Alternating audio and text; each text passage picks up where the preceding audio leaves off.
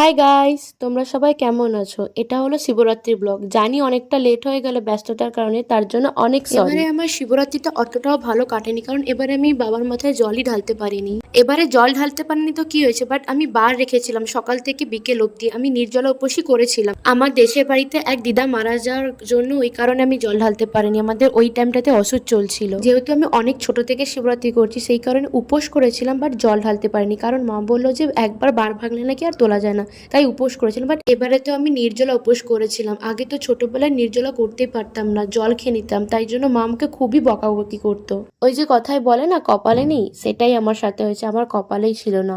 So এখন কি করা যাবে, পরের বাড়ি বাবাকে ভক্তি ভরে ডেকে জল ঢেলে নেব।